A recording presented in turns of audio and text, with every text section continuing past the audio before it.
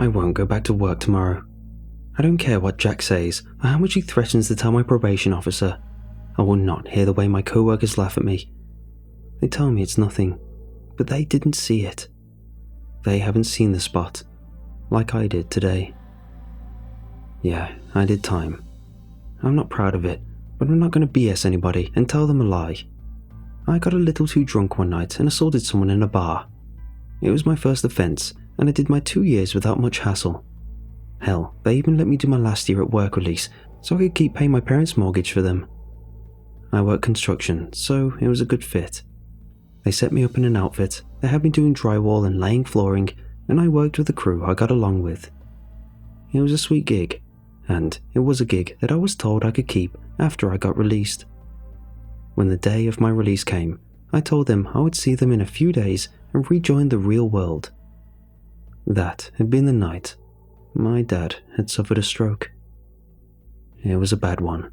Mom woke me up screaming, and we took him to the hospital in the back of an ambulance. Suddenly, there were doctors to talk to, changes to make in the house I'd grown up in, and a man who'd once taken care of me to take care of. He'd lost function in nearly half of his body, and with Mom feeling very overwhelmed, it became my job to take care of Dad. It wasn't until my probation officer informed me that I was in danger of violating that I realised it had been almost a month since I was released. I understand you've got some things going on, but you have to maintain employment as part of your probation. Your job with the construction firm says they'll let you come back if you're still interested, but you have to have some income coming in by the end of the week or risk violating your probation. I went to the foreman the next day to see if I could get my old job back, but it appeared I was in for a surprise. Yeah, sorry, we filled your spot on that crew. We didn't know when you'd be back, and we needed a full crew on that job. I resisted the urge to rage at him. I had been told I could have my old job back. Then why did you tell my probation officer I could come back? Because I have other crews I can stick you on if you're still interested. I told him I was, and he gave me a number to call. That's Jack. He's been begging me for another able body. Give him a call and see if you can meet up with him today. I thanked him, inwardly fuming that he'd fill my position on my crew, and called the number. Jack answered on the third ring and told me that his crew left at 5 a.m. If I wanted a spot on it, I'd better be at the yard at 5, ready to work. I told him I would, and he hung up on me mid-sentence. I already didn't have a good feeling about this guy. He was terse and didn't sound like the kind of guy you wanted to have a beer with after work. Regardless, I needed the work, so I set my alarm the night before and dragged up before dawn to meet this asshole on the yard at 5 a.m. Oh boy, had I been right in my hunch about this guy.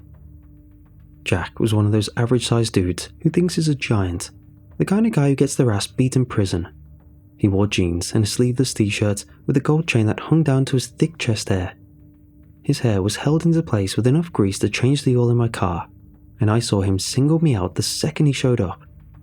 He had a small crew, maybe 5 guys, but the way he zeroed in on me let me know that he'd been looking for me.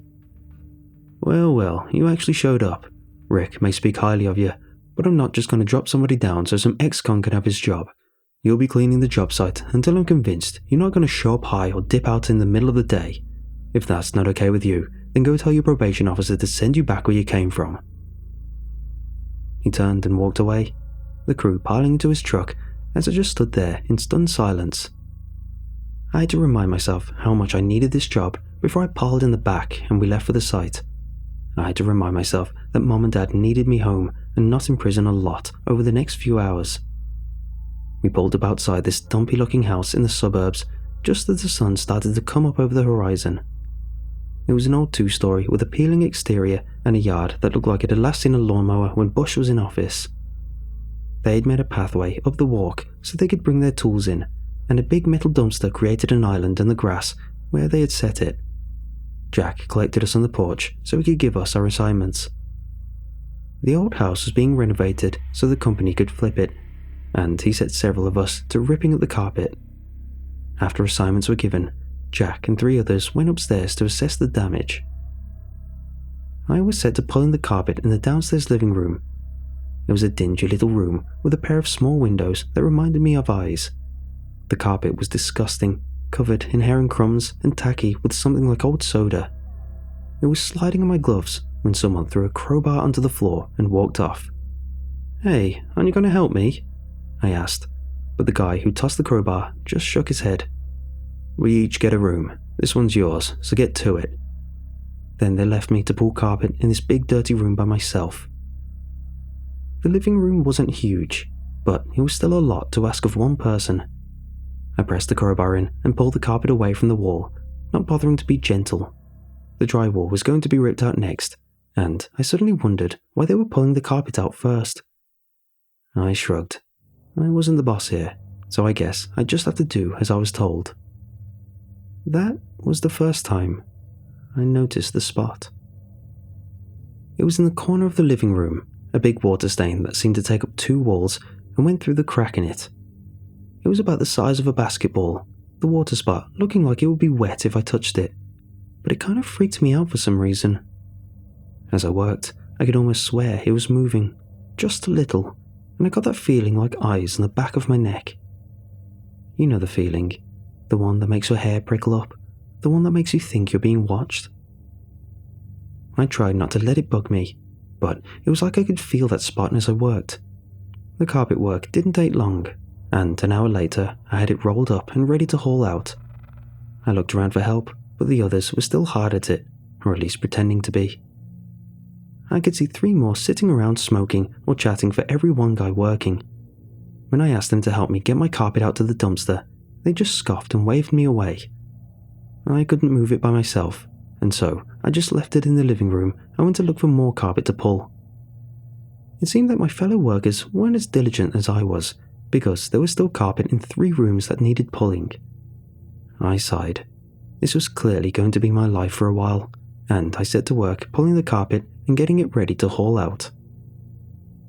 As I worked in a bedroom, the walls still off blue with stormy-looking clouds painting on it, I got that feeling like someone was watching me. I turned to the door, thinking maybe one of my co-workers had come to see who was making so much noise back here. But there was no one. I looked at the window, but it was so caked with dust that no one could have seen anything through it. I glanced over to the closet, thinking maybe someone was lurking, and that was when I saw the source of my discomfort. A basketball-sized spot on the wall over the closet door.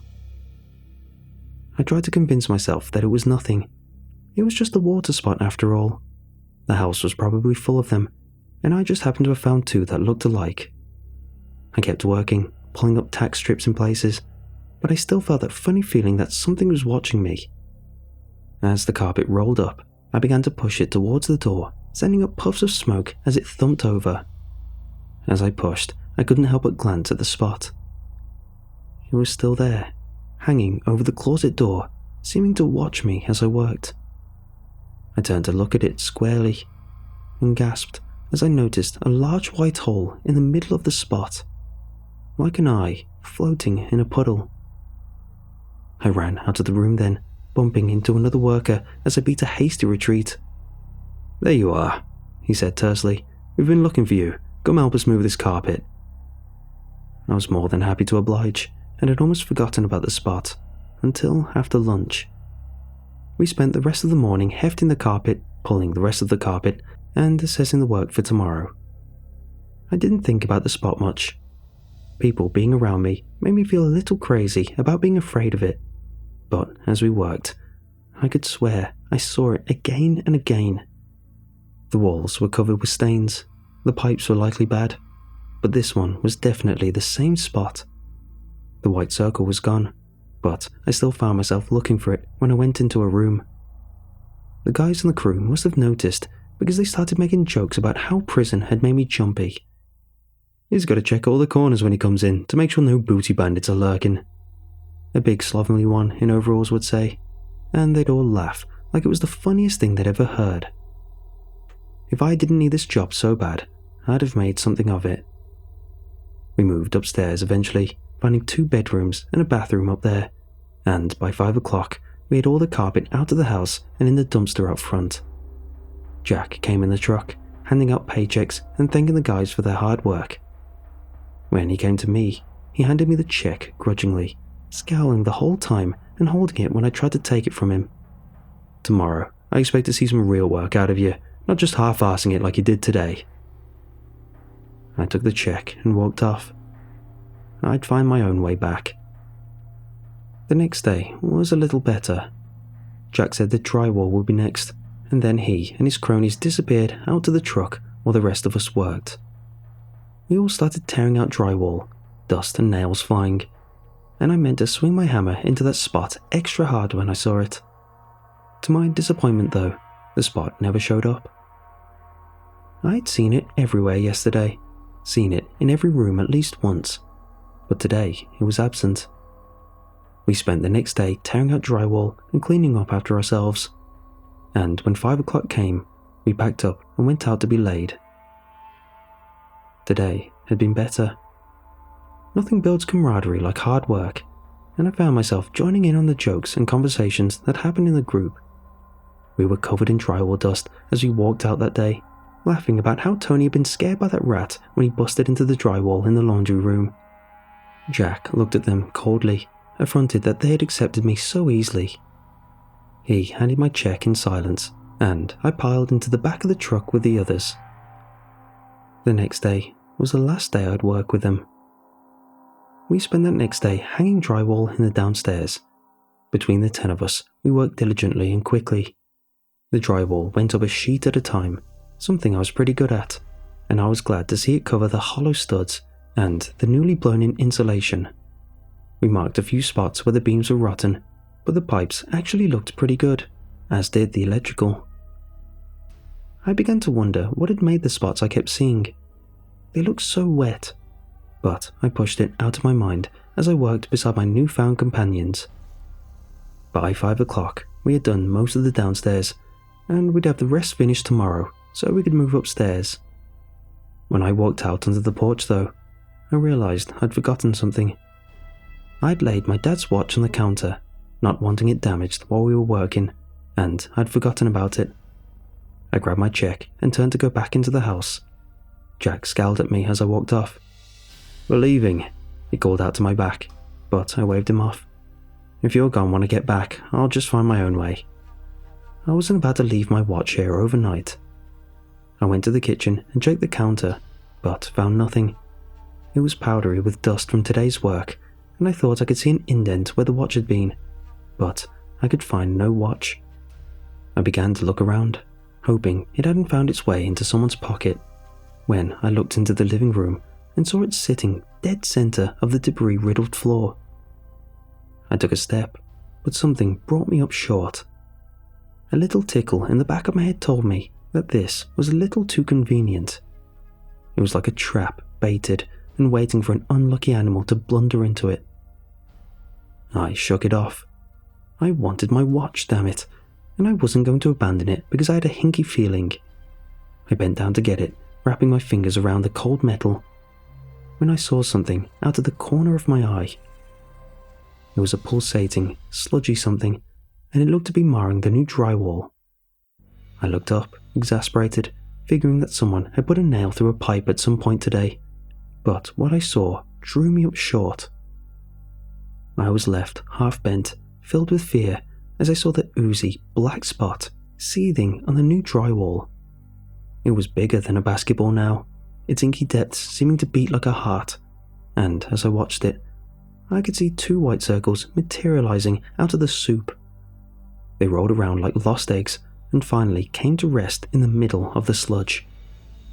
I wanted to run. I didn't want to be seen by whatever this thing was, but I was trapped like a deer in headlights. I felt my breath hitching in my chest, and I could only wait for my legs to regain their strength. The white orbs rolled around in the soup and became eyes. They blinked at me, their centers trained on me as I bent there, and all at once, a Cheshire cat smile floated under them as it beamed at me. I was stuck, looking into this inky hole, the edges dribbling down the fresh drywall as it oozed and ran.